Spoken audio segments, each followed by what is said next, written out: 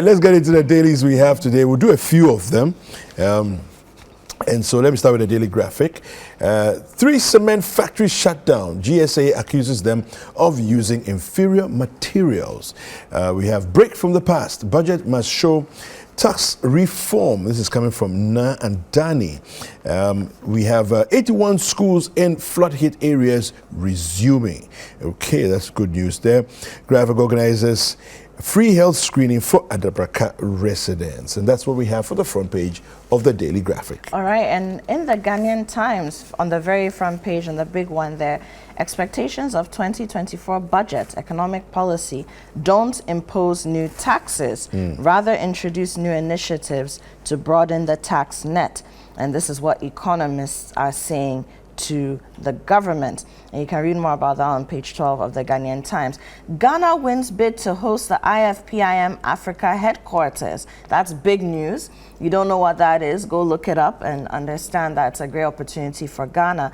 And that's on page 13 of the Ghanaian Times. Asante Hene launches $10 million fund for Heal Komfa Noche project. And that's another amazing story where Asantema is coming together to rebuild the Komfa Noche hospital. And we want to see more of this kind of citizen activism, basically, from all Ghanaians. That's on page 13. And then we also have here GMA elects Professor York as VEP. And you can read more about that on page 6 of the Ghanaian Times. Absolutely. Now I have the Finder newspaper, and it says here, Otumfuo launches $10 million fundraising to drive renovate CAF, Komfa Noche Teaching Hospital. Ghana wins bid to host Independent Journalism Fund headquarters. We have Baomia's interfaith dialogues laudable. This is coming from the Council of Regional Imams as they are backing his initiative. And NDC, Mahama must condemn some Georgia's religious intolerance attacks. It's coming from the CDS Africa. And First Sky Group boss calls for study of AI in SHSs. Okay, then we have the Chronicle, the big one here. Sources of anti-Sisi stolen cash revealed, according to the Chronicle. And there's a picture of Madam Cecilia Dapa there. If you know that story, you'd want to read this on pages 2, 3, and 8 of the Chronicle. Ghana hosts Global Media Fund headquarters. And again, great opportunity for Ghana if we can really tap into it. Ralph Poku Eduse eyes Bekwai seat. And there's a picture of that gentleman there. Government secures funds to rebuild La Hospital, says the Honorable K.T. Hammond, Minister for Trade and Industry. And I hope that's true. And if it is, I hope it happens quickly. All right. Let me give you one more paper here, and I'll give you the Herald. Alan Chematin wounding MPP with skirt and blouse campaign. Excuse me. And Asante Hene dams Asante region MPs, tells them to focus on home and stop the hypocrisy and over-enjoying Accra. Police hunt for Achemoda MPP constituency ex-chairman. And Napo's second lady, in quotes, wedding picture described as propaganda. Okay, and Ghanaian cocoa farmers cry over cash shortage as beans smuggling looms. Okay. That's it for the Herald. Then we have the Daily Guide. I'll be president for all. And that's a quote that is being attributed to the Vice President Baumia. We also have 3 Ghanaian gun traffickers arrested in the U.S. And there's a picture of 3 men there. Ghana's 2024 elections, a test for EU foreign policy. And you can read that on page 3 of the Daily Guide. And then we have here, Akosia Menu urges unity in MPP, deputy head of the YEA. And you can see a picture of Akosia Menu there as well. Okay, I think we should take a look at some online stories. Okay, so let's go to citynewsroom.com. And I mean, look, there's been a lot happening over the weekend. And of course, you can go to citynewsroom.com and get all the news you need. Shameless plug, but you should. So over here we have National Coordinator of School Feeding Program, Gertrude Kwashiga, dies. So a very sad story there. We don't have all the details, but the widow of Courage Kwashigan, who died in 2010, yes. I believe. So that's a very sad story there. Then we have enforce building codes to mitigate earthquake risk. Lecture to MMDAs. There was an earth tremor yesterday morning. Many parts of the capital felt it, and we're still, I believe they said it's 3.6 on the Richter scale. Yeah. Still trying to unpack that. And these seem to be becoming more rampant, so you need to pay attention to them. Oferiata to present 2024 budget on Wednesday. And so we expect that to happen. Citi FM, Citi TV donates medical supplies to Keta and Anlaw Health Directorates in line with our relief efforts. So those are some stories from citynewsroom.com. We've got the BBC as well. And I mean, as you can imagine, big story there.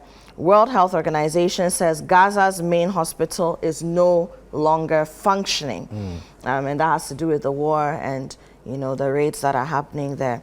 Israel's president denies strikes on Gaza hospital, and then toxic haze in Delhi after Diwali festival. Yeah, yesterday there was a lot of fireworks in town in different areas, and now they can't breathe. The Hindus were experiencing, enjoying and celebrating the Diwali festival.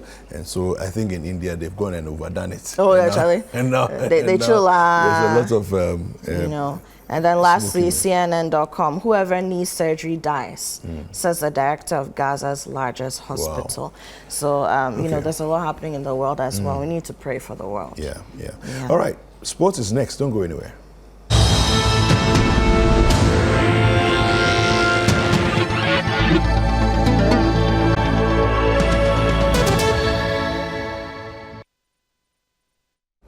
All right, so now on the sporting front, the under-20 women's World Cup qualifiers, the Ghana Black Princesses came from behind to beat Eswatini 6-1 in the first leg of the third round of the FIFA Under-20 Women's World Cup qualifiers. Now, after conceding a goal in the 5th minute, the Princesses fought back through Mercy Atobra, Beline Nyako, Wasima Mohammed, and Sarah Nyako. Everybody was scoring.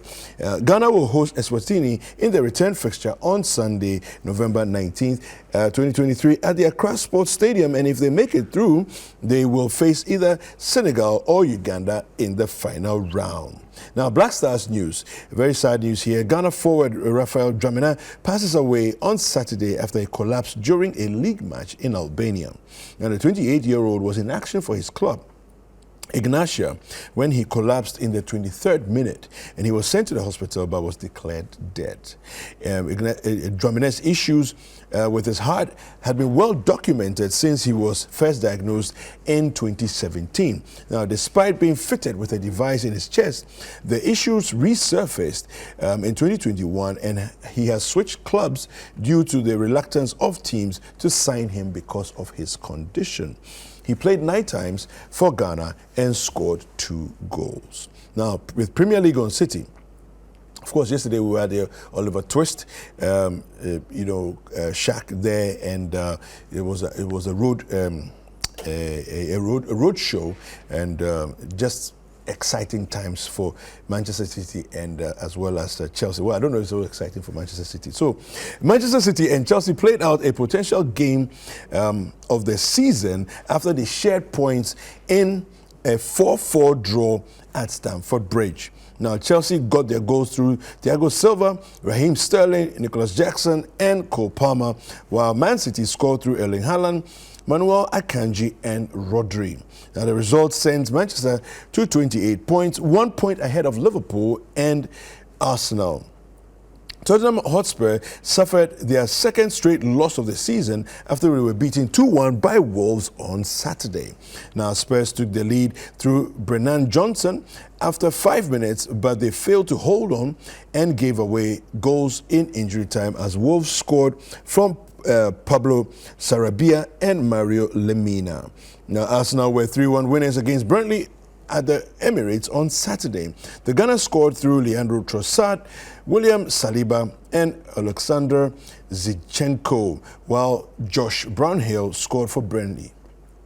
Manchester United recorded another 1-0 win in the league when they beat Luton Town at Old Trafford. Now, despite being favourites, the Red Devils struggled to find the breakthrough until the 70th minute when Victor Lindelof fired home after Luton failed to clear a corner kick.